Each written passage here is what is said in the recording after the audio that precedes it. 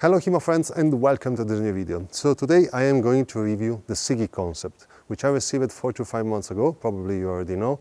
And so I have been a lot of time to test it around, inspiring, etc. And so today I am trying to give you the most complete review as possible. So if you want to see me actually using the sword in sparring or in drill videos, you can see it in a couple of videos like the sparring which I had some months ago with my student Gabri, in which I was actually testing this sword other than the Spec jacket, the light one. And also the sparring with Martin Fabian, which if you don't know is actually the owner of SIGI itself.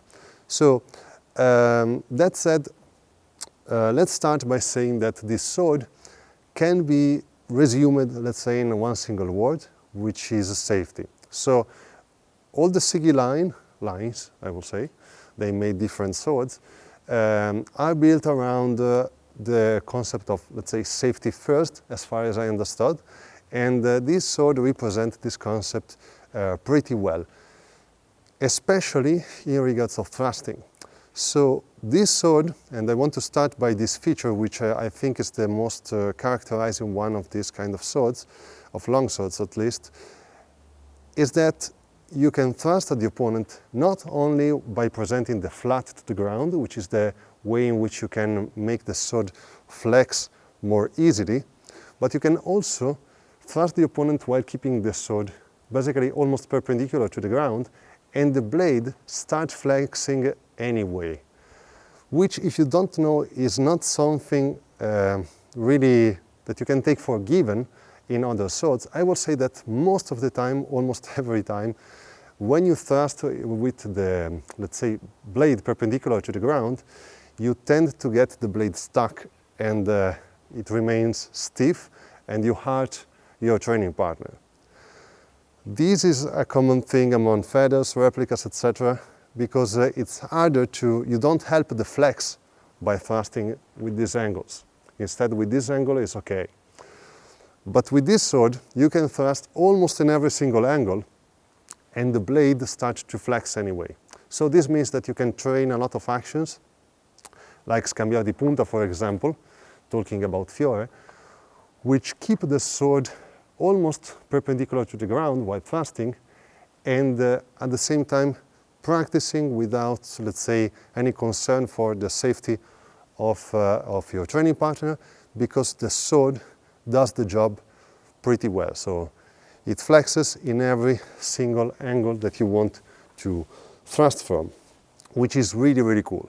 This is probably the most important feature in my understanding, which is particular of this kind of swords, of the SIGI swords.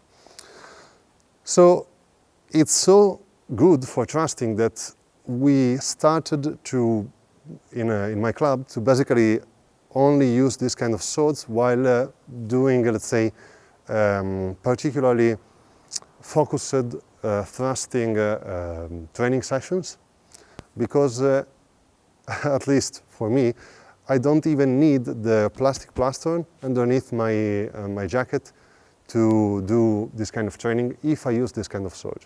Of course, it is better to use it anyway, but if I forget to bring it with me, I don't have any kind of problem using these swords while doing pretty intense thrusting training sessions. So this sword is really, really, really safe for thrusting. So talking about cutting, it is safe too anyway, yeah. It's not particularly safer than other swords.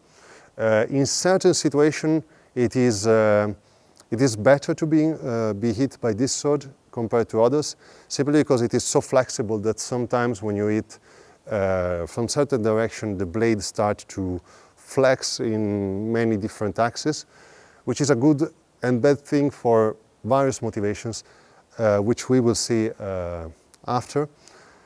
But in terms of safety, it's good because the blade flexes and let's say it absorbs part of the heat, which otherwise will this kind of force will end up being all landed on your training partner, which is not that good.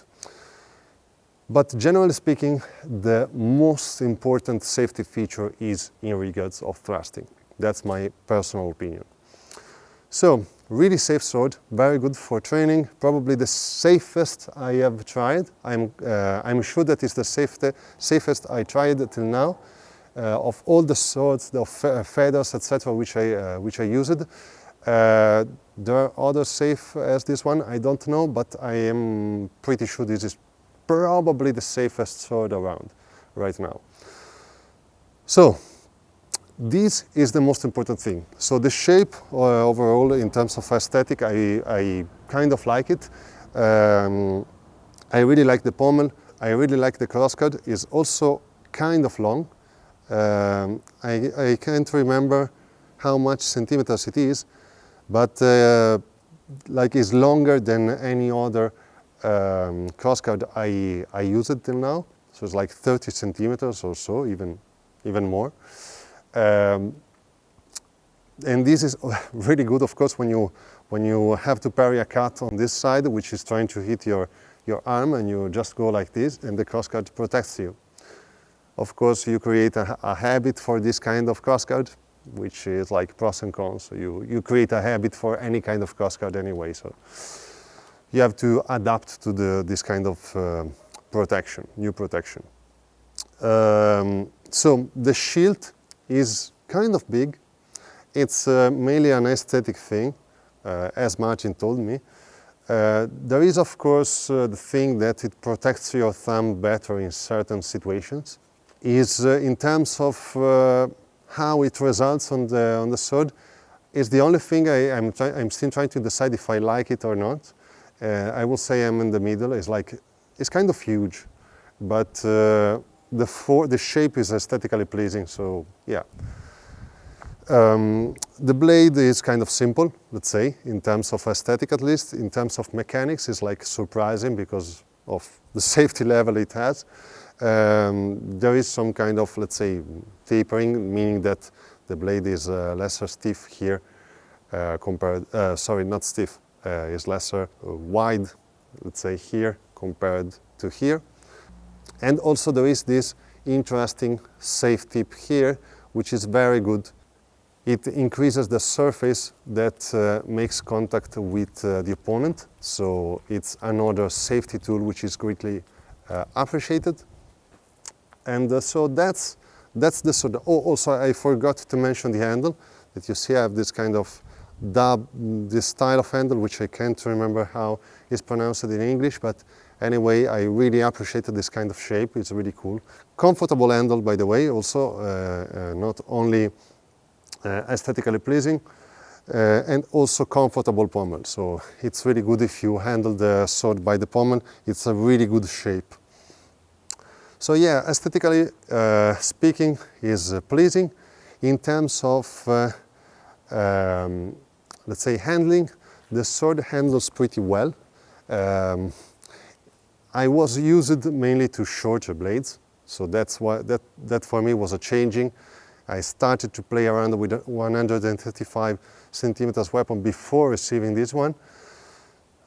I noticed that this one is more handy compared to the other one I used. So it's better to move the blade around with it. I don't feel that it's too long compared to other swords, especially while doing pretty fast and intense parry and riposte, in which you have to do the thing which I call the stop-start motion. So you stop to parry the opponent's sword because you know that it is going to land here, and then you start in another direction. So in this situation you have to stop the blade and then start in the opposite direction.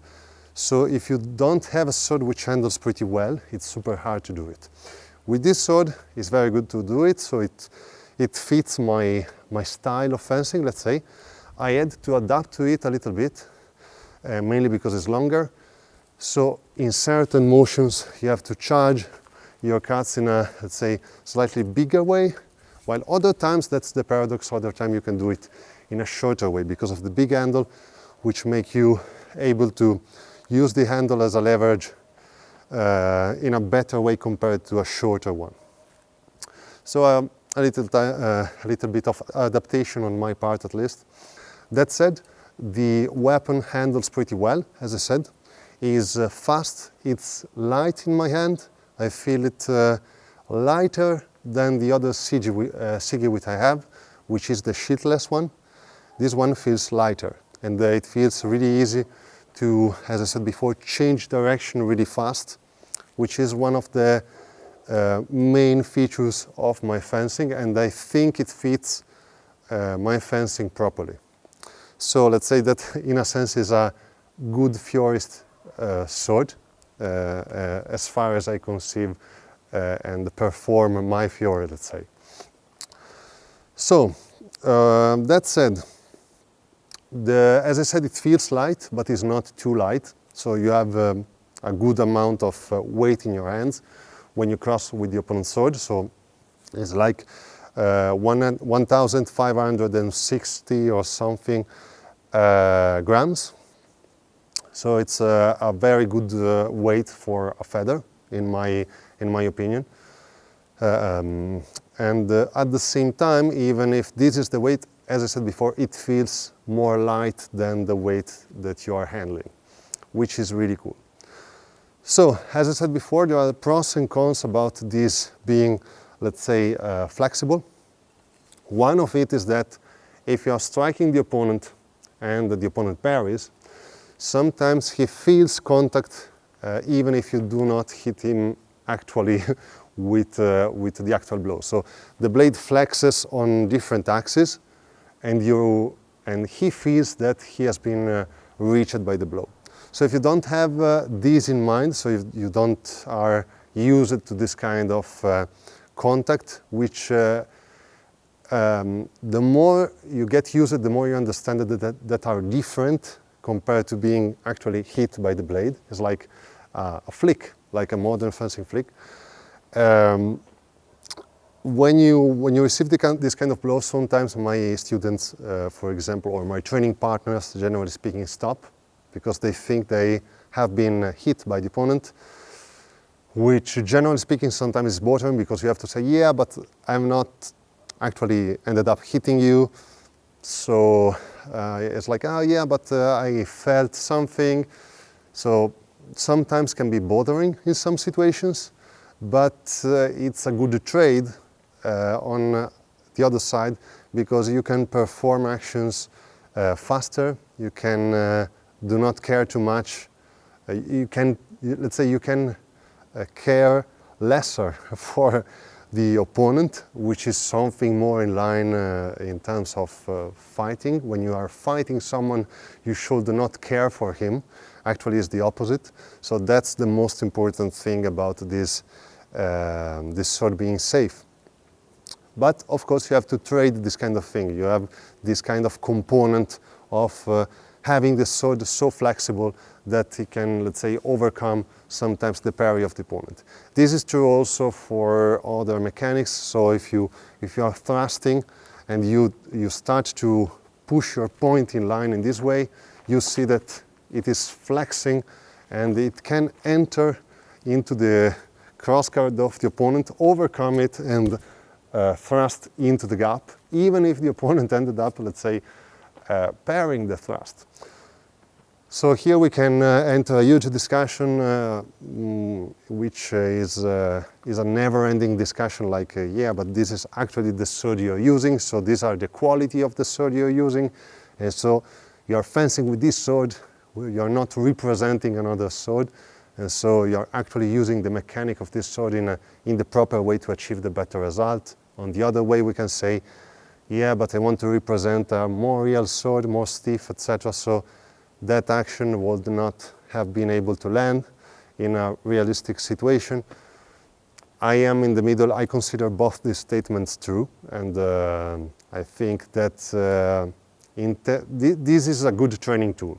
It's a safe training tool. So I consider that these are good trade, and I also like to fence with other swords, which are lesser flexible, to have different performances and ideas of how I should fence with different weapons, actually. So that's it. So this is the trade that you have to make when you use this kind of sword.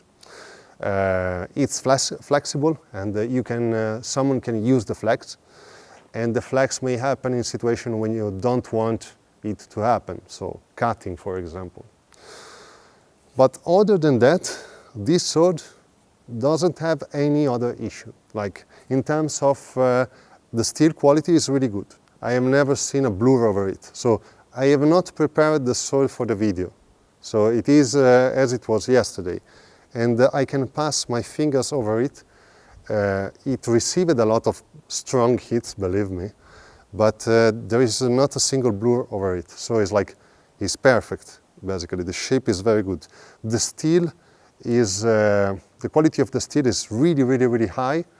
There is not any kind of nick in it. Sometimes when you thrust really strong against someone, it may take a little bend, but you can fix it really easily just by bending. Don't use your foot. This is I consider it a bad habit, actually. You just make it flex on the other side, and it will go back straight as it was before. So that's everything, I think. So good quality steel, good quality sword, handles pretty well, really, really, really, really, really safe. That's it. So I consider it by now one of my favorite training swords. Yeah, very good.